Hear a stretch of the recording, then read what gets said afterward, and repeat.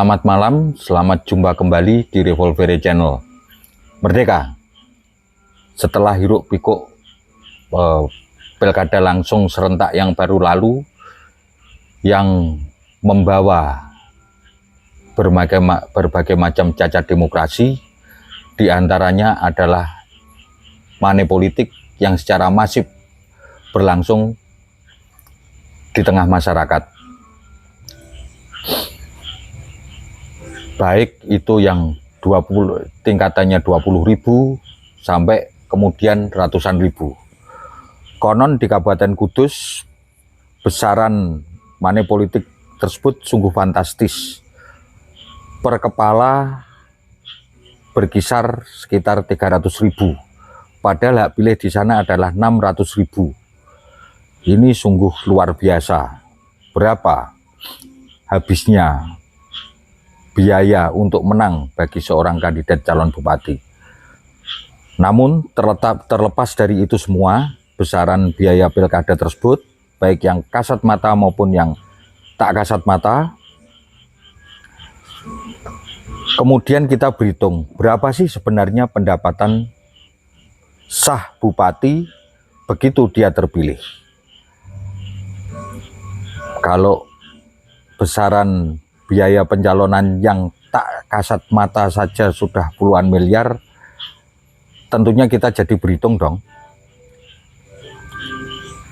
Mereka-mereka yang kemudian melakukan money politik itu setelah menang untung apa malah buntung. Di sini kami dari Revolvere Channel mencoba mengupas dan menggali, dan ini sepertinya belum pernah dikupas di channel-channel YouTube manapun. Kami akan buka-bukaan secara terang benderang. Ini yang sah menurut peraturan, bukan yang koruptif dan manipulatif. Di sini kami coba himpun ada sekitar 9 macam minimal ini. Di antaranya bupati, kepala daerah adalah esensinya adalah penguasa tunggal di wilayah tersebut. Dan 9 item tersebut semua dilindungi oleh peraturan, baik secara undang-undang, peraturan presiden, peraturan pemerintah, maupun perda. 1. Upah pungut pajak. Bupati tentunya mendapat hak atas upah pungut pajak tersebut, baik pajak daerah maupun ini hanya upah pungut pajak daerah dan restribusi. Payung hukumnya adalah PP nomor 69 tahun 2010 tentang pemberian pemanfaatan insentif pajak dan restribusi daerah. Bupati mendapat insentif 5% dan ini diberikan per 3 bulan. Lalu honor kuasa penanggung jawab APBD. Ini pun diatur dalam PP nomor 12 tahun 2019 tentang pengelolaan keuangan daerah.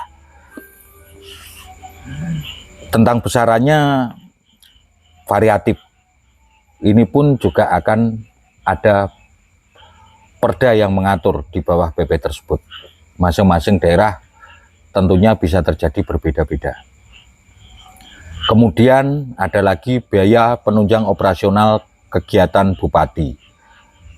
Besarannya antara 1,5 sampai dengan 40% dari PAD, dan ini diberikan per bulan. Payung hukumnya adalah peraturan pemerintah nomor 109 tahun 2000. Biaya operasional bupati atau tunjangan operasional bupati adalah dana yang dialokasikan dari APBD untuk menunjang kegiatan operasional bupati. Besarannya berbeda menurut pendapatan asli daerah. Namun ada batasan terendah dan batasan tertinggi. Batasan terendahnya sekitar 125 juta tiap bulan. Ini apabila PAD-nya hanya sekitar 5 miliar sampai dengan 5 miliar. Dan yang tertinggi adalah 0,4% apabila PAD daerah tersebut 150 miliar. Dan ini tentunya dari 150 miliar tersebut, kalau kemudian muncul angka 0,4% per bulan, artinya adalah 600 juta tiap bulan. Dan 1 tahun adalah 7,2 miliar. Dana tersebut tidak serta-merta masuk ke kantong bupati. Penggunaannya adalah untuk partisipasi kegiatan masyarakat, untuk sumbangan-sumbangan sosial, sumbangan-sumbangan partisipasi keagamaan, dan lain sebagainya dalam rangka penunjang kinerja bupati. Tentunya ini pun untuk mengeluarkannya tidak bisa semau-maunya. Namun bisa terjadi di sini ada manipulatif tentang kegiatan tersebut. Sebab banyak terjadi tunjangan operasional ini tidak pernah tersisa. Bisa kita hitung 1 bulan itu bupati berapa kali melakukan kegiatan sosial, berapa kali memberikan bantuan kepada organisasi massa dan lain sebagainya. Kemudian bupati masih lagi muncul angka 0,4% per bulan, artinya adalah 600 juta tiap bulan. Dan 1 tahun adalah 7,2 miliar. Dana tersebut tidak serta-merta masuk ke kantong bupati. Penggunaannya adalah untuk partisipasi kegiatan masyarakat, untuk sumbangan-sumbangan sosial, sumbangan-sumbangan partisipasi keagamaan, dan lain sebagainya dalam rangka penunjang kinerja bupati. Tentunya ini pun untuk mengeluarkannya tidak bisa semau-maunya. Namun bisa terjadi di sini ada manipulatif tentang kegiatan tersebut. Sebab banyak terjadi tunjangan operasional ini tidak pernah tersisa. Bisa kita hitung 1 bulan itu bupati berapa kali melakukan kegiatan sosial, berapa kali memberikan bantuan kepada organisasi massa dan lain sebagainya. Kemudian bupati masih lagi mendapat hak perjalanan dinas dan lungsum baik dalam dan luar negeri, biaya perjalanan dinas serta biaya harian di daerah kunjungan. Ini besarannya juga variatif berdasarkan APBD. Kemudian anggaran rumah tangga bupati yang meliputi segala hal keperluan pribadi sang bupati tersebut. Artinya mulai dari korek kuping sampai dengan pakaian, kebutuhan rumah tangga dan lain sebagainya, semuanya tercover oleh anggaran rumah tangga bupati. Dan ini besarannya juga variatif tergantung dari PAD daerah tersebut. Kemudian ada lagi fasilitas mobil dinas beserta pemeliharaan. Nah, di sini cukup menarik. Bisa terjadi untuk menarik simpati masyarakat, bupati menolak pengadaan mobil dinas. Namun kita harus cermat, di balik itu berapa biaya pemeliharaan yang kemudian naik akibat usia mobil. Kalau orang Jawa bilang ini ya 4 gulipat. 2 sisi, di satu sisi dia dapat simpati rakyat, di satu sisi dia dapat pemasukan yang lebih dari sisa pemeliharaan tersebut. Kemudian bupati, kepala daerah juga berhak menjadi komisaris ex officio, artinya komisaris perusahaan daerah karena jabatan. Di sini honorarium komisaris bervariatif antara mungkin 6 sampai dengan puluhan juta. Apabila seorang bupati menduduki 4 jabatan komisaris ex officio, bisa bisa dihitung aja berapa besarannya. Andai katanya yang terkecil saja misalkan 6 juta kali 4 sudah 24 juta setiap bulan. Kemudian bupati mendapat tunjangan kesehatan, tentunya kelas VIP. Dan kemudian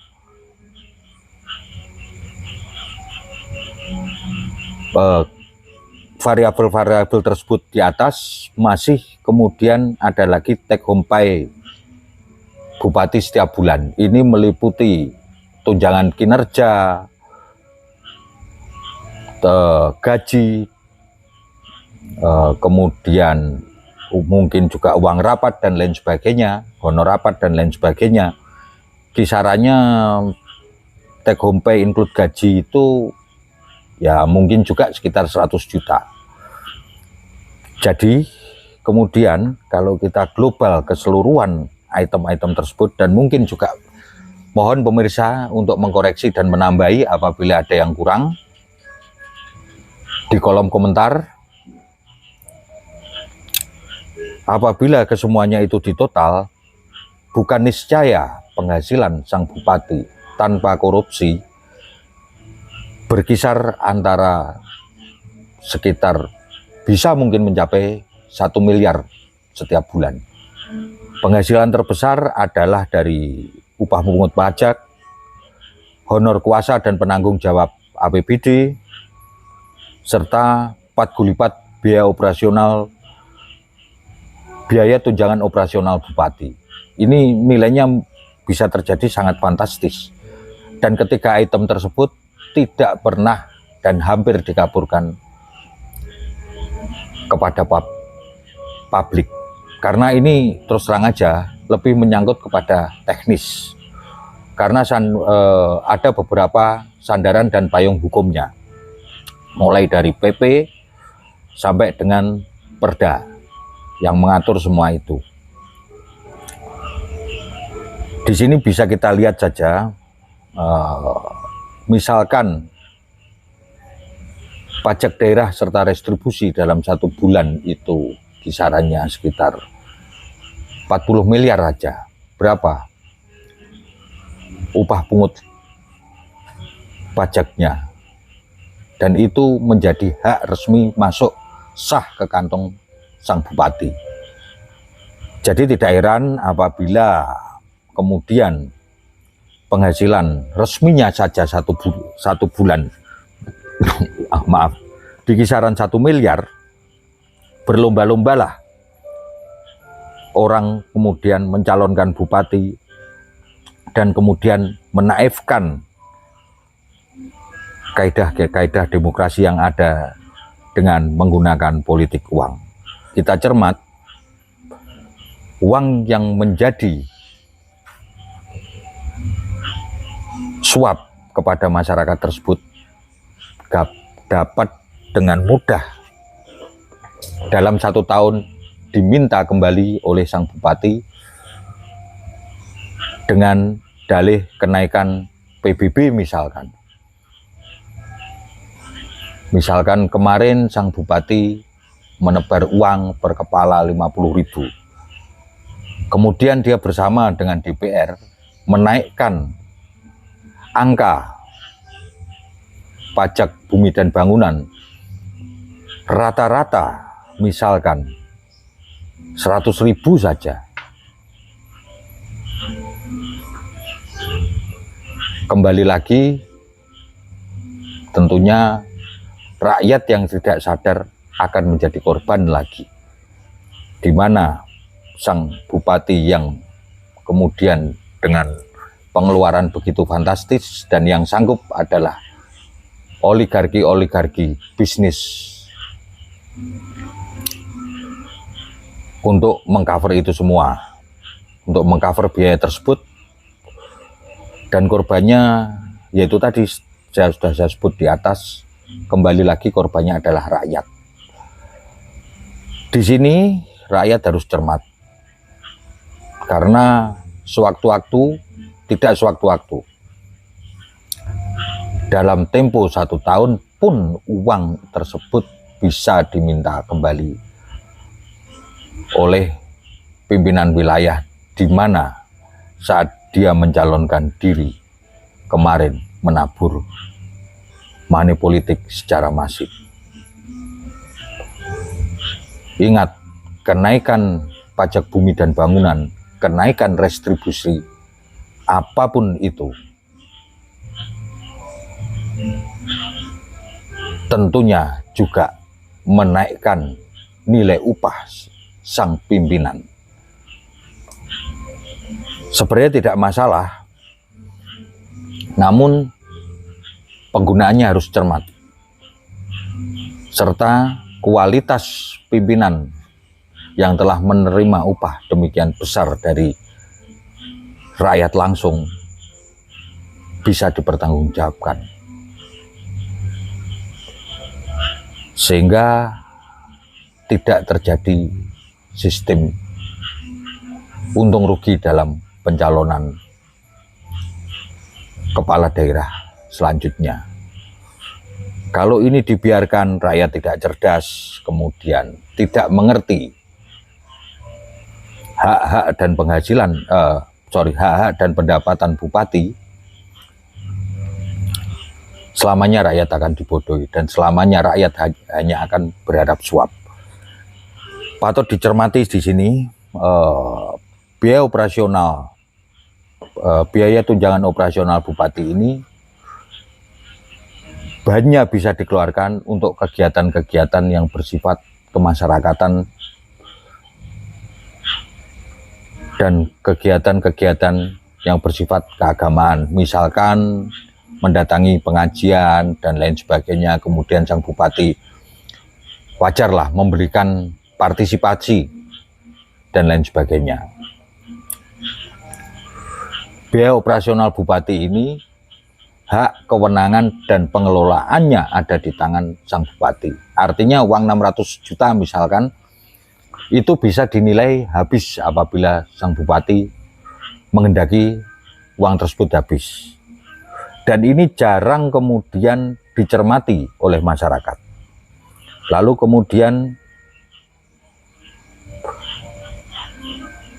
uang hasil dari PBB dan distribusi yang kemudian bermuara kepada kenaikan pendapatan asli daerah digunakan untuk apa saja? Berapa untuk gaji anggota DPRD, berapa untuk honorarium penanggung jawab dan lain sebagainya. Ini wajib juga dicermati. Jangan lagi kita dibodoh-bodohi, namun jangan lagi kita juga kemudian saat pemilihan bupati dan gubernur langsung dan apapun pemilihan langsung yang kemudian bermuara melahirkan pimpinan, jangan lagi rakyat berharap akan sebaran uang. Kita harus cerdas mencermati.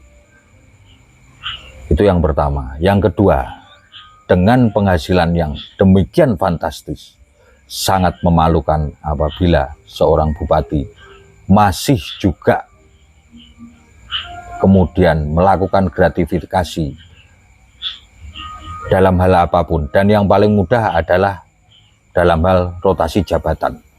Sungguh-sungguh keterlaluan apabila itu pun masih dilakukan. Melihat hal tersebut, maka pantaslah apabila kemudian koruptor-koruptor yang menduduki jabatan penguasa wilayah dimiskinkan. Karena tanpa korupsi pun mereka sebenarnya sudah bisa menjadi kaya raya. Sekian ulasan dari kami. Salam Revolveri Channel. Merdeka!